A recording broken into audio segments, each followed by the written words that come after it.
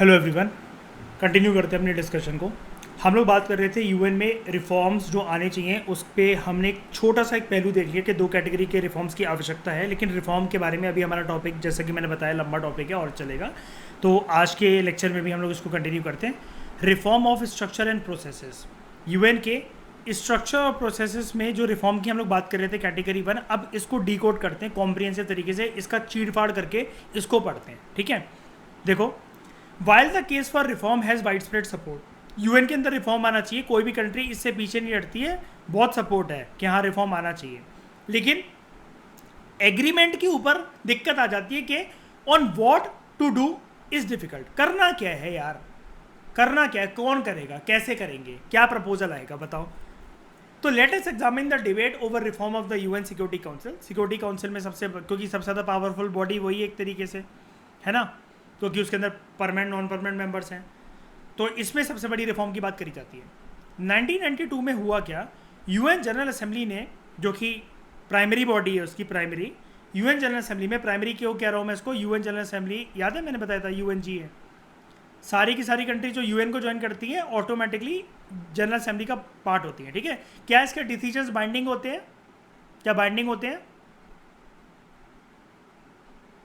हाँ के ना, नहीं। ठीक है, तो जो रेजोल्यूशंस हैं, सॉरी 1992 में यूएन जनरल असेंबली ने एक डॉक्यूमेंट अडॉप्ट करा, एक रेजोल्यूशन, एक शपथ, कुछ भी कह लो, डॉक्यूमेंट की फॉर्म में अडॉप्ट करी। रेजोल्यूशन ना ये बोलता है, मतलब आया, अडॉप्ट कैसे करा उसने, किसी ने तो दिया होगा ना, सारी कंट्रीज ने साइन करके एक प्रपोजल दिया यूएन को सामने, एक मतलब एक पेपर रखा, एक शीट रखी, एक फोल्डर रखा, उसमें ना 3 मेन कंप्लेंट्स थी। बातें तो बहुत सारी लिखी हुई थी, लेकिन सारी बातों को 3 कैटेगरी में पुट करा जा सकता था। क्या सबका ये कहना था, ध्यान से सुनना, ध्यान से सुनना, पीएसआईआर की यहीं से तैयारी हो जाएगी, यूएन की जब भी क्वेश्चन आएगा, ये 3 पॉइंट। ठीक है, सिक्योरिटी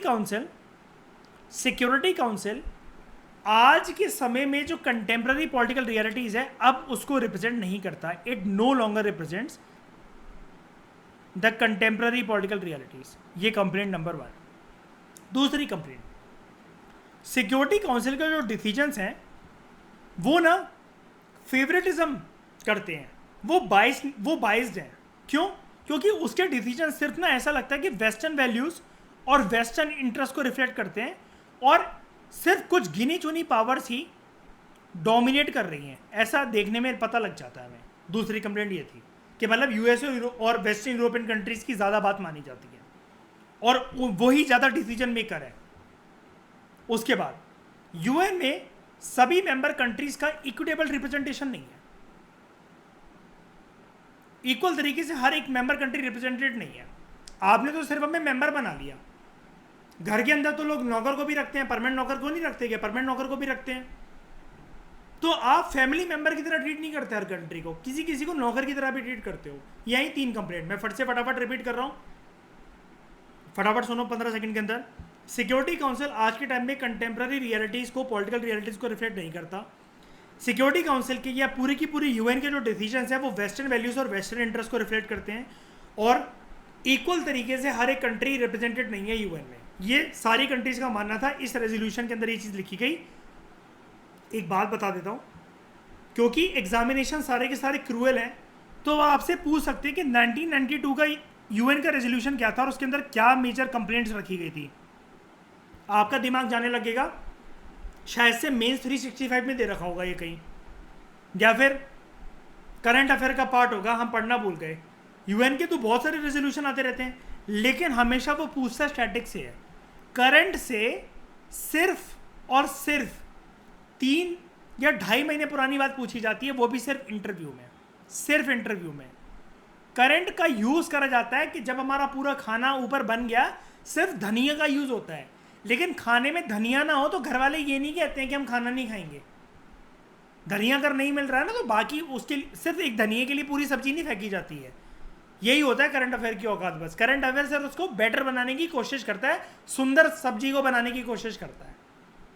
राजमा चावल की प्लेट है, फीके फीके से लग रहे हैं, लेकिन अंदर से बहुत टेस्टी, बस ऊपर धनिया डाल के बस गार्निशिंग करनी है उसकी। ऐसी करंट अफेयर होते हैं। लीव इट, वापस आओ। इन view of these growing demand for the restructuring of UN, ये जो डिमांड्स उठी कि यूएन को रिस्ट्रक्चर हमें करना है, तो हुआ क्या, इस रेजोल्यूशन के चलते आपको आंसर में ये भी लिखना पड़ेगा 1 जनवरी न्यू ईयर वाले दिन 1997 को यूएन के सेक्रेटरी जनरल कोफी आनन कितने कौन से नंबर के थे ये पहले दूसरे तीसरे कौन से नंबर के? अब तक तो पता हो जाना चाहिए यार, अभी भूत बनकर बैठे रहते हो। कौन सा नंबर दिख रहा है ये?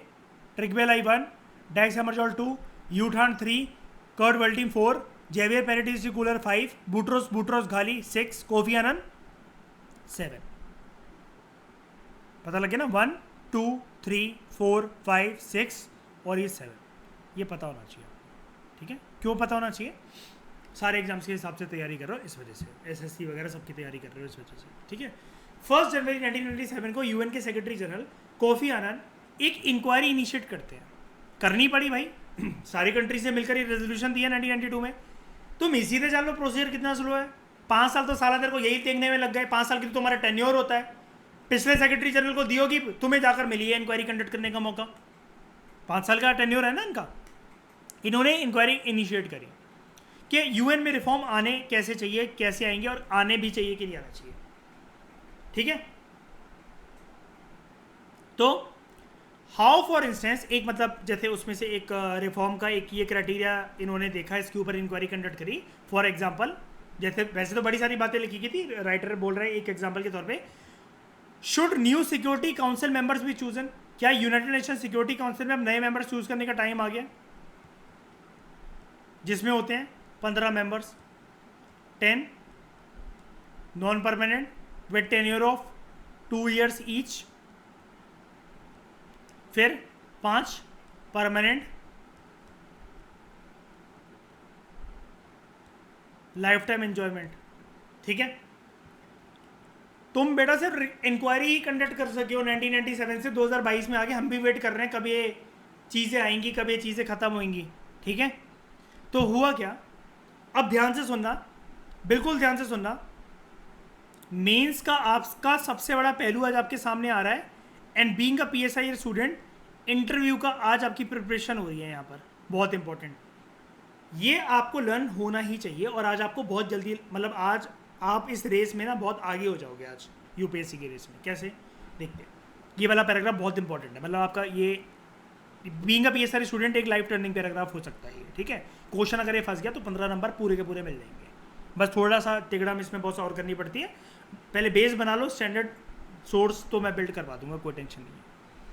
इन द ईयर सिंस देन, मतलब इसके बाद जो भी 1997 के बाद जब भी इन्होंने इंक्वायरी कंडक्ट करी थी कोफी आनन ने, इसके बाद जो भी साल आते रहे हैं, following are just some of the criteria. नीचे जो आपको दे रखे हैं कुछ क्राइटेरिया हैं जो कि प्रपोज करे गए हैं कि जब भी यूएन में कोई भी नया परमानेंट मेंबर या नया नॉन परमानेंट मेंबर या परमानेंट मेंबर की संख्या या नॉन परमानेंट मेंबर की संख्या, मतलब 5 से बढ़ाकर कुछ और 10 से बढ़ाकर कुछ और, टोटल 15 की संख्या सिक्योरिटी काउंसिल की जब बढ़ानी होगी, या कोई भी नया परमानेंट मेंबर ऐड करना होगा या कोई भी नया नॉन परमानेंट मेंबर ऐड करना होगा, सिक्योरिटी काउंसिल के अंदर ये ऐड होते हैं, ऑब्वियस सी बात है। सिक्योरिटी काउंसिल के अंदर जब ऐसा करना होगा, हर एक नए परमानेंट या नॉन परमानेंट मेंबर के लिए कुछ कंडीशंस रखी गई कि उनको ये चीजें करनी चाहिए।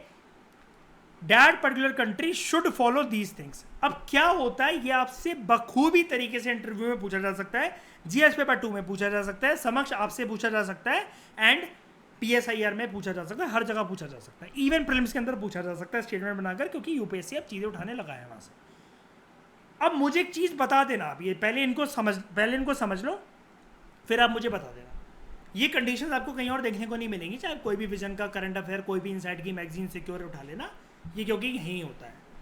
सबसे पहला पॉइंट, कोई भी कंट्री, इस इंक्वायरी के बाद ये बोला गया, क्राइटेरिया ये प्रपोज करा गया, वो कंट्री एक मेजर इकोनॉमिक पावर होनी चाहिए, अच्छी खासी उसकी मतलब GDP ग्रोथ वगैरह अच्छी होनी चाहिए, स्पीड अच्छी होनी चाहिए। दूसरा, एक मेजर मिलिट्री पावर होनी चाहिए। ठीक है जी। तीसरा, यूएन के बजट में, मैंने बताया ना यूएन के बजट में हर एक कंट्री कंट्रीब्यूट करती है, अभी मैंने प्रीवियस लेक्चर में बताया, सब्सटेंशियल अच्छा खासा एक प्रोमिनेंट, मुख्य रूप से एक कंट्रीब्यूटर होना चाहिए यूएन के बजट में। पॉपुलेशन के टर्म्स में एक अच्छा खासा बड़ा नेशन होना चाहिए। एक ऐसी कंट्री होनी चाहिए जो कि डेमोक्रेसी और ह्यूमन राइट्स को रिस्पेक्ट करे। एक ऐसी कंट्री होनी चाहिए वो जो कि काउंसिल को ज़्यादा रिप्रेजेंटेटिव बनाएगी। मतलब अगर इसको हमने परमानेंट या नॉन परमानेंट मेंबरशिप में इंक्लूड कर लिया यूनाइटेड नेशन सिक्योरिटी काउंसिल के अंदर, तो इसके इंक्लूड होने की वजह से ये ना इस तरीके से अपने आप को दिखाएगी डैट ये यूनाइटेड नेशन सिक्योरिटी काउंसिल एक रिप्रेजेंटेटिव बॉडी है, वर्ल्ड की डाइवर्सिटी को रिफ्लेक्ट कर रहा है, ज्योग्राफी को रिफ्लेक्ट कर रहा है, इकोनॉमिक सिस्टम को, कल्चर को।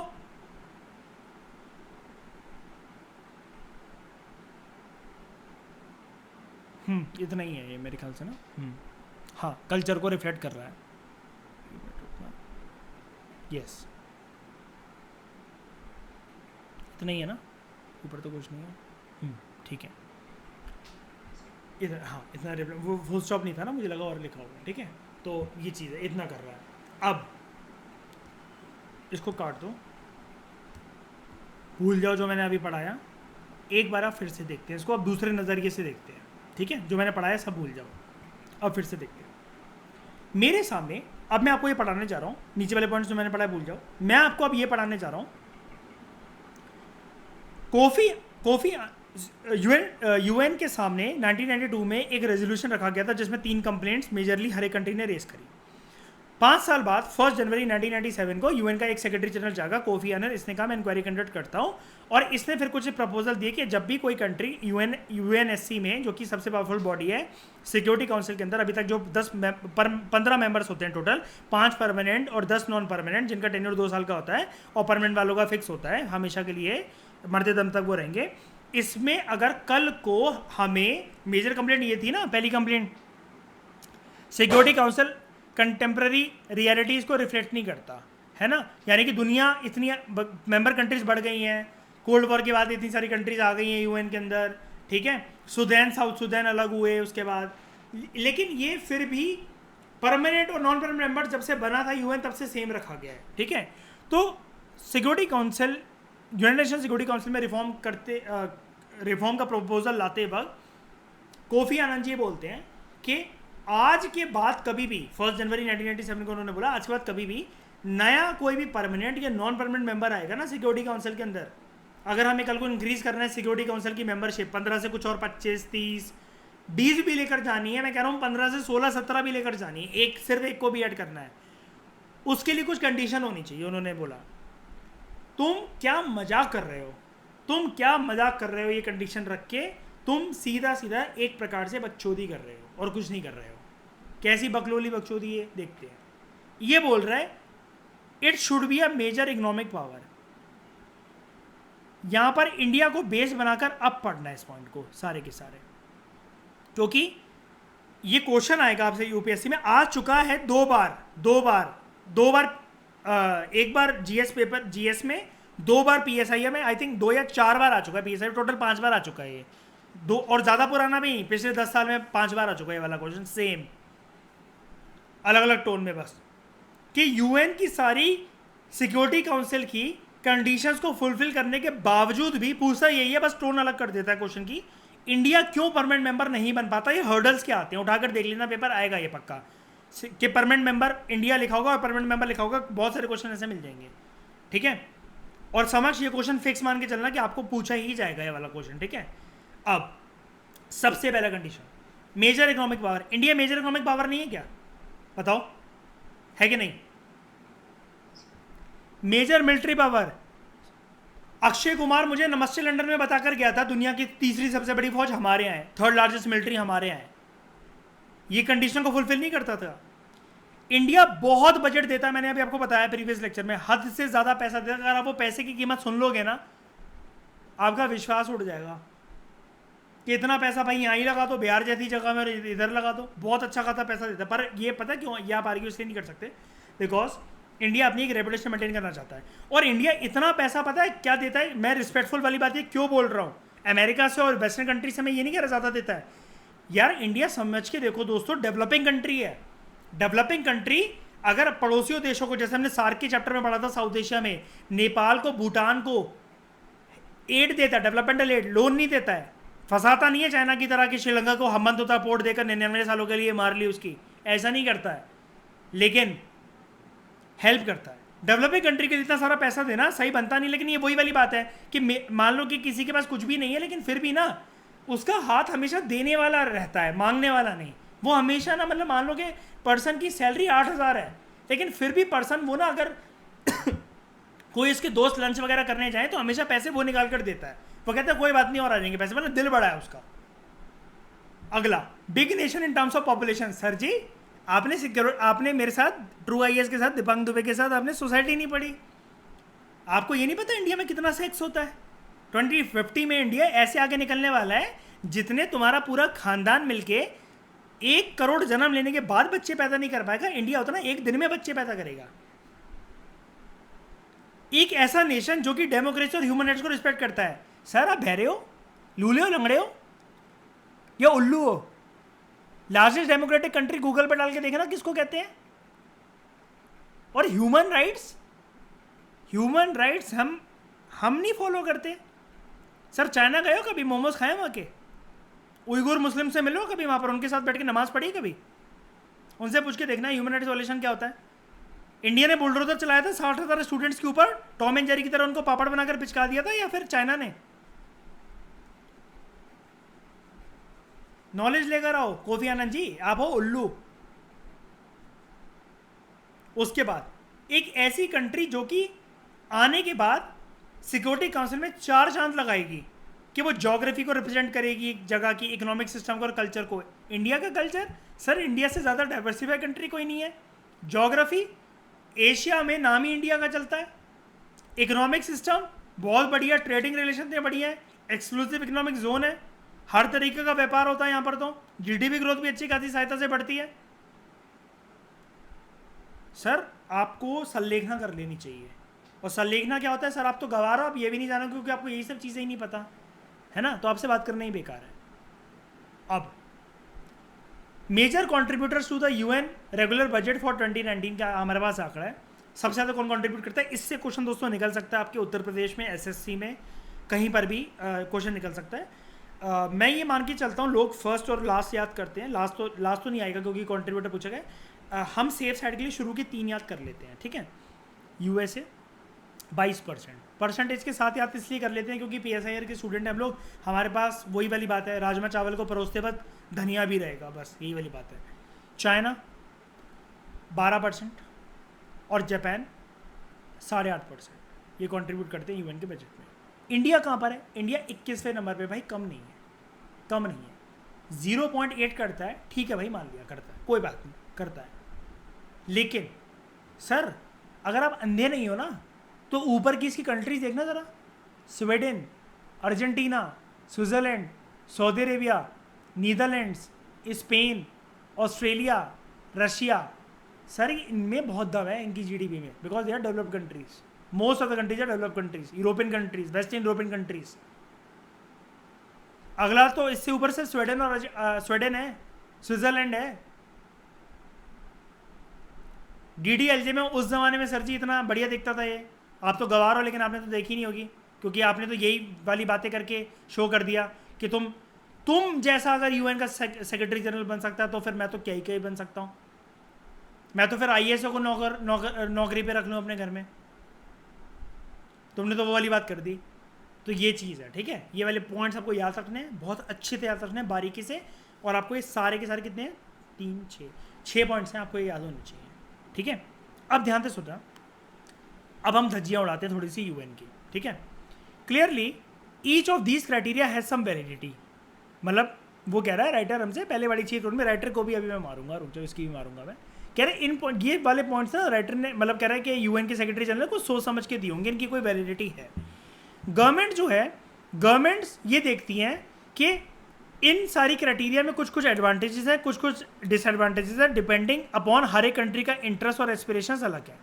Even if they had no desire to be member themselves, countries जो हैं वो इन क्राइटेरिया को कभी कभार प्रॉब्लमेटिक समझ सकती है, क्योंकि हर एक कंट्री, अच्छा एक और मैं बात बता देता हूँ, ये सारे क्राइटेरिया साइमल्टेनियसली फुलफिल होने चाहिए। भाई भारत तो कर रहा है, दूसरी कंट्रीज ये कहती है भाई हर कोई नहीं कर सकता ना भारत की तरह इन क्राइटेरिया को फुलफिल, भारत कर भी रहा तब भी नहीं बनाया उसे, दूसरी कंट्री कहती है जब जो फुलफिल कर रहा है उसे नहीं बनाया तो हम तो फिर पता नहीं क्या ही होंगे, ठीक है। हाउ बिग एन इकोनॉमिक और military power did you have, मतलब क्वेश्चन ये उठते हैं क्वेश्चन ये उठते हैं मतलब यूएन की बेइज्जती करने के लिए, तुमने ये तो साफ करा ही नहीं इन सारे क्राइटेरिया में। तुमने कहा मेजर मिलिट्री इकोनॉमिक पावर, कितनी बड़ी वो, हाउ बिग एन इकोनॉमिक और मिलिट्री पावर उसको होना चाहिए अगर वो क्वालिफाई कर जाए, अगर उसको क्वालिफाई करना है तो सिक्योरिटी काउंसिल की मेंबरशिप के लिए। कितना बजट, नंबर तो स्पेसिफाई करो, 1 करोड़ चाहिए, 2 करोड़ चाहिए, मुंह तो खोल तू अपना, मुंह तो खोल, ठीक है, तब जाकर मैं उसके अंदर नोट की गड्डियां फेंकूं। कितना ये तो बता दे, कितनी बड़ी पॉपुलेशन आज ही बता दे, आज ही जनता में ऐलान कर देते हैं जिसने आज से धड़ाधड़ सेक्स नहीं करा वो जेल के अंदर, वो कपल। बता दो अगर पॉपुलेशन का कोई क्राइटेरिया है। हमारी बहुत छोटी कंट्री की पॉपुलेशन है, हम जबरदस्ती हम फोर्स सेक्स करवाया करेंगे कंट्री से, वो लोग आपस में ही नहीं करेंगे तो हम जाके करेंगे उनके साथ। If respect for democracy and human rights अगर ये क्राइटेरिया है तो बहुत सारी कंट्रीज का तो बहुत अच्छा एक्सीलेंट रिकॉर्ड रह चुका है इन सारी चीज़ों में, लेकिन क्या फिर वो इफेक्टिव है काउंसिल के मेंबर बनने के लिए? तो भैया ये एक टोंटबाजी है, मतलब ये वाला पैराग्राफ हमने क्या पढ़ा, ये एक टोंटबाजी है। बहुत सारी कंट्री से कहते हैं मिडिल फिंगर सैल्यूट ले लो और दफा हो जाओ। ये सिर्फ ना कहने की बात है। 5 साल तो साले तूने रिपोर्ट लाने में लगा दी है, उसके बाद तू ये वाली बातें कर रहा है, उसके बाद जो फुलफिल कर रहे हैं तुम चूड़ियां पहन लो।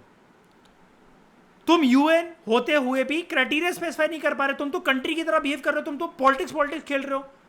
तुम्हें कौन सा प्रधानमंत्री और वो बनना है, तुम्हें कौन सी पार्टी सत्ता में लानी है, तुम्हें कौन से दंगे करवाने हिंदू मुसलमान के, कि जो तुम ऊपर से बातें, तुम तो इलेक्शन मैनिफेस्टो निकाल गए बिल्कुल ये 6 पॉइंट लाकर। इलेबोरेट तो करो। तेरे पास हरामखोर 5 साल में इतना ही टाइम था कि तू ये 6 पॉइंट प्रेजेंट कर पाया, उसमें से भी कुछ स्पेसिफाई नहीं कर पाया। गड़ जा, मर जा। ये चीज है, कंट्री का ये रवैया था। बहुत गालियां पड़ी थी यूएन में जाकर सबको, पूरे के पूरे यूएन स्ट्रक्चर को। आप समझ ही सकते हो, मतलब यार ये खून खौलाने वाली बात थी कंट्रीज के लिए। 5 साल के बाद रिपोर्ट आ रही है, उसमें भी कोई चीज स्पेसिफाई नहीं है। फर्दर और क्वेश्चंस मतलब पूछे गए यूएन से, how was the matter of representation to be resolved, कि जो रिप्रेजेंटेशन जो आपने बोली कि वो कंट्री आके ना रिप्रेजेंटेटिव बनाते, तो भैया मैं जब किसी फंक्शन में जाता हूं तो मुझे कैसे पता कि मेरे वहां पर जाने से उस फंक्शन की उपस्थिति में 4 चांद लग गए या फिर उनकी मर्यादा गिर गई है जिन्होंने मेरे को शादी में या अपने बेटे की किसी भी ओकेजन पे बुलाया था, ये आप बता दो ज़रा। अब क्या अगर इक्विटेबल रिप्रेजेंटेशन मिल जाए जोग्राफिकल टर्म्स में, तो क्या एक एक सीटें सारी हर एक कॉन्टिनेंट से होनी चाहिए, एशिया, अफ्रीका, लैटिन अमेरिका के पास और कैरिबियन के पास भी? क्या जो रीजन्स और सब रीजन्स हैं, यानी कि कॉन्टिनेंट में भी तो कुछ डिविजन्स होती हैं कि जैसे एशिया का ये वाला कोना ज़्यादा प्रॉस्परस है, ये लीस्ट डेवलप है, क्या उनमें कोई रिप्रेजेंटेशन नहीं मिलेगी ज्योग्राफी के बेसिस पर? Why not by the levels of economic development? Economic development के बेसिस पे तो तुम दो कि जिनमें इकोनॉमिक डेवलपमेंट सबसे कम है उसको सबसे ज़्यादा परमानेंट सीट मिल जाए। ज़्यादा वालों को तुम आज तक रखे हुए हो, तुम कॉन्गो जैसी कंट्री से भी पूछ लो। The developing world consist of countries, जिसमें मेन मुद्दा है डेवलपमेंट का। अब चलो वो कहते हैं कि डेवलपमेंट को तुमने स्पेसिफाई नहीं करा। कल्चर, शुड डिफरेंट कल्चर्स और civilization be given representation in a more balance way? तुमने कल्चर वाली बात करो कि कौन सा कल्चर, क्या करें, झिंगालाला हु करें, नंगे होके नाचे, पत्ते पहन के नाचें, मोमोज खिलाएं, इडली सांभर खिलाएं, क्या कल्चर? क्या आर्ट बनाएं, कोई भीमबेटका साइड पे जाके राजू लफ्ज रानी लिखकर आ जाएं? क्या करें कल्चर में, मतलब? ठीक है, नेक्स्ट लेक्चर में मैं आपको पढ़ाऊंगा वीटो पावर के ऊपर जो धज्जियां उड़ाई गई यूएन की। Thank you very much for discussion.